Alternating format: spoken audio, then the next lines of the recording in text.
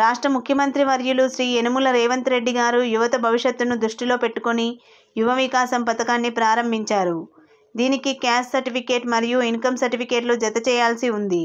అందుకుగాను ఎవరైతే యువ వికాస పథకాన్ని గురించి ఇన్కమ్ మరియు క్యాస్ట్ సర్టిఫికేట్లను కోరుతూ అప్లై చేశారో వారికి ఒకరోజు సమయంలో వాటిని శాంక్షన్ చేయాల్సిందిగా కోరుతూ అంబర్పేట్ ఎంఆర్ఓ మీరాబాయి గారిని కలిసి వినతి పత్రాన్ని టీపీసీసీ సెక్రటరీ శంబుల శ్రీకాంత్ గౌడ్లతో కలిసి అందించిన బాగ్ అంబర్పేట్ డివిజన్ కంటేసైడ్ కార్పొరేటర్ శంబుల ఉషాశ్రీ శ్రీకాంత్ గౌడ్ ఎంఆర్ఓ మీరాబాయి గారు వెంటనే స్పందించి ఎవరైతే ఆన్లైన్లో అప్లై చేశారో వారు ఆ ఫైల్ని తనకి స్వయంగా ఇస్తే ఒక్కరోజు సమయంలో శాంక్షన్ చేస్తానని హామీ ఇవ్వడం జరిగింది.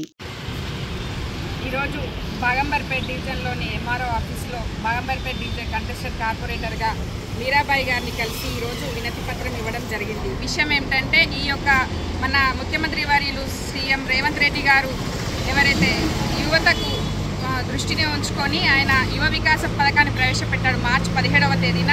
అయితే ఈ యువ వికాసం పథకాన్ని అందరూ కూడా నిరుద్యోగ యువతి సద్వినియోగం చేసుకునే దిశగా ఈరోజు ఈ సందర్భంగా మేడంకి కలిసి మెమరాండం ఇచ్చాం.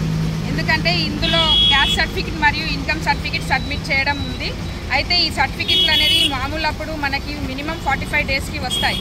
కాబట్టి అంతలోపు ఈ స్కీమ్ యువత సద్వినియోగపరచుకునేందుకు విధంగా ఎవరైతే ఈ యువ వికాసం పథకానికి సబ్మిట్ చేస్తారో దానికి వచ్చిన వారందరికీ కూడా క్యాస్ట్ సర్టిఫికేట్ ఇన్కమ్ సర్టిఫికేట్ని ఒక్క రోజులో వాళ్ళకి ఇష్యూ చేయవలసిందిగా ఎంఆర్ఓ మీరాబాయి గారిని కలిసి మేము అందరం కూడా మెమరాండం ఇవ్వడం జరిగింది.